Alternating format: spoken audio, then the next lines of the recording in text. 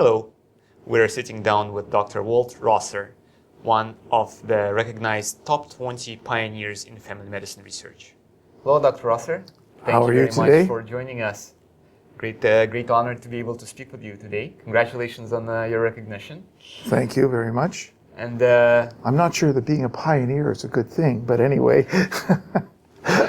I think it's something that will be appreciated by people after you more than by yourself, the way I understand. Yeah, right. So, on behalf of all the people that are going to follow in your footsteps, I do thank you. Right. It's an honor and a privilege to be able to ask a few questions to get a good perspective of your views on family medicine research and research in general.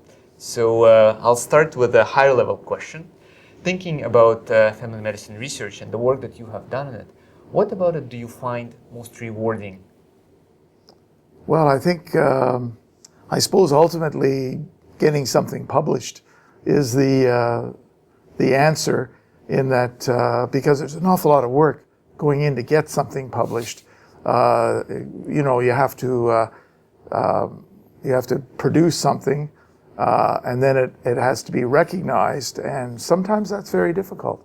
And so I think getting something published is probably the most important reward, even though you may not get much feedback from it or anything else, but it's still probably the most rewarding thing that you do. Excellent.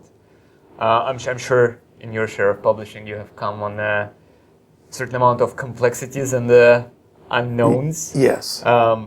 So knowing now what you know now, with your experiences in mind, are there any things that you would have done differently in your research career? Oh, there are a lot of things I would have done differently.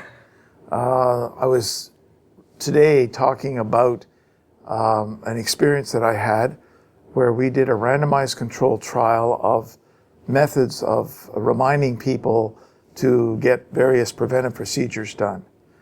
And if I had known about qualitative research, which was back in the 1980s, if I'd known something about that, I would have been able to sort out who is going to be eligible for the project and who wasn't, etc.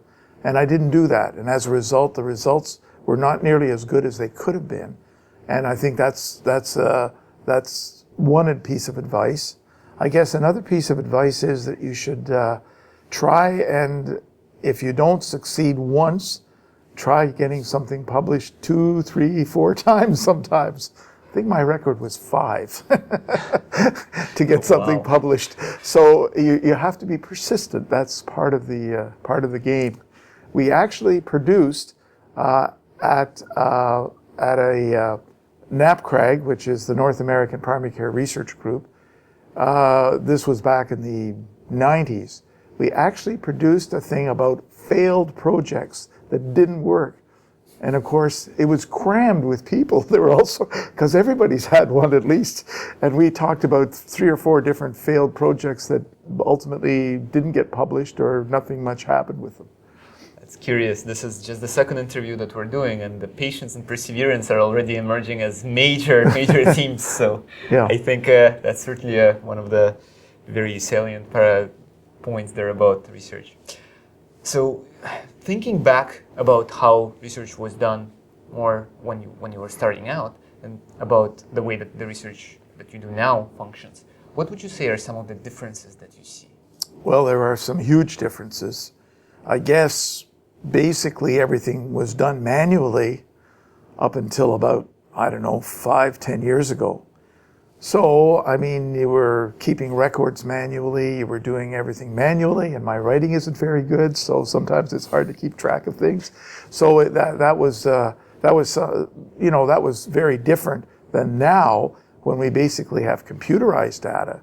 And the CFPC project, which is a major project across Canada with now more than 1 million people in it, we would never have ever been able to even think about doing something like that, even 10 years ago. So, there's been huge changes. It means that we can keep much better track of what's going on. We're able, for instance, I'm right now interested in a project on osteoarthritis. We're able to look at the treatment of osteoarthritis and say how many people got certain drugs, all this sort of thing. And that would not have been possible even 10 years ago. So there's been a huge change. The first study I ever did was when I was in medical school, and it was a study on, and we did, I think, 45 or 50 people and measured their SGOT to find out if it was elevated by doing putting a tourniquet on people's arms, and we found that it was. So that was like 45 or 50 people. Now we're talking about 1 million people being able to do very major studies, and I think that's really made a big advance in research. That's where, for family doctors, that's probably where the biggest change has taken place. The other thing is we're keeping our records on medical records that are standardized, etc., whereas before it was just manually again. So up until, as I say, about 10 years, and now we're into it in a big way, and it makes a huge difference. Excellent. Big data certainly has increased the capacity for this kind of thing and decreased the reliance on physician handwriting. That's right. Yes, that's very good. Probably a good thing. Yeah, it's very good. Not to perpetuate any stereotypes, but... Well, it's true. And my biggest worry before I started prescribing on the computer was somebody would mistake my writing. When they went to the pharmacy, they would mistake my writing for something different than whatever it was. And I was always concerned about that, but it never happened. At least as far as I know, it didn't happen. There we go. Another reason to go digital. Yes. Coming back to research and thinking about some of your experiences, oftentimes research does not yield exactly the results that you were expecting.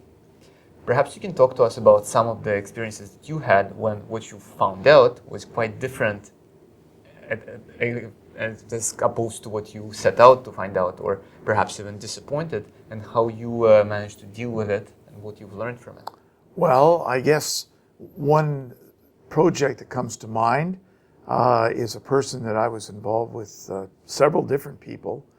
And what happened in England, someone said that if you gave 1 minute of advice to someone to stop smoking, a fairly significant percentage of people would stop smoking. So we thought this was a great idea, and so what we did was we said just give minimal advice, like 1 minute, very minimal advice to stop smoking and to see what happens.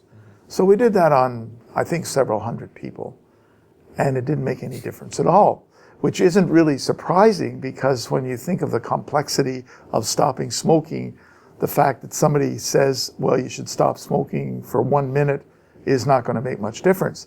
Now, in the end, I think we found out that those things had been juggled, that they didn't really have that result, which made us feel a little better about it. But and I don't know if that ever got published or not. I'm not sure it did, because negative findings are also not very publishable, and that's another thing. And yet, in my books, they're probably just as important, if not more important, than the positive findings sometimes. Indeed. In fact, I've learned today that there is a specific journal that is dedicated to the negative findings. Is that right? Yes. Okay, I wasn't aware of that. Dr. Upshur was just talking to us about that. Is that right? Oh, that's great. Very interesting. Yeah. So thinking about the experience and the wealth of knowledge that you now have about how research works and how researchers work, are there any specific points of advice and guidance that you would be able to impart on the young researchers out there who would like something for them to keep in mind and aspire to? Well, I think in family medicine research, the most important thing is you have a team. That's probably the most important thing that you can do. And that is you need people that have expertise in certain areas, because none of us have the expertise in all areas that you need. So you always need people that have expertise in statistics, expertise in a variety of different things, depending on what you're actually doing. But I think you have to have somebody that has experience in those areas. And it's often not easy to find, because you have to get someone that's somewhat sympathetic to the kind of work you're doing. and some people aren't very sympathetic to what you're doing, and therefore you get into more difficulty. So I think it's really important that you get a team of people. And so nowadays, I don't think anybody can do research on their own. You really have to have a group of people. So as I say, you have to have a statistician, you have to have whatever it takes in the studies that you're doing, that you have a full team and not just a group. So to me, that would be the biggest advice. And then you can look at people that are mentors, that are significant others, that can help a lot. So, I mean, if you haven't done much research, then you need some kind of a mentor that has experience, that will give you advice about what the best thing to do is, how to do it differently.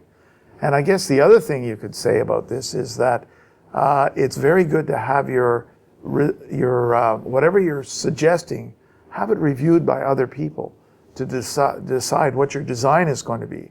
Because if other people look at it and say, well, we think there's a better way of designing this study than what you've come up with, that's probably the right way to go.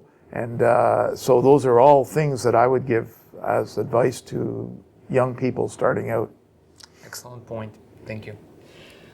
Now, coming back from research in general, focusing on specifically family medicine research, what would you say for you makes specifically research in family medicine important? Well, I mean, I guess I've been an advocate about this for the last 40 years at least. And I guess I feel that if you look at very specific specialty research, usually it only will affect a small percentage of the population. Whereas what we're talking about usually will affect the whole population or most of the population, or the common and important things like obesity as examples, that's going to affect a large percentage of the population. So it seems to me that the family medicine side of things is maybe in some ways more important than many of the subspecialty areas that are now. The balance is starting to change, but up until recently, it's always been sort of highly specialized research, and if you're doing something that's kind of broad and general, it's not as well regarded. And yet, I think in a way, it's more important for the population than just doing the specific research on heart attacks or specifically whatever it is. Excellent. Well, Starfield Squares certainly have provided a very solid perspective on the... Yes, they I did know Barbara Starfield quite well, and she's an amazing person. It's unfortunate she died when she did. Well, that was a seminal work that I think we're all who are working that domain now benefiting from. That's right, yeah. Excellent. Well, again, I must congratulate you on the recognition of your work, and thank you very much for finding time. We know Research Day is always a busy time. Yes. So thank you very much. Congratulations once again. And we look forward to what kind of amazing research you will produce in the future. Okay. Well, thank you very much. Thank you very much. Right.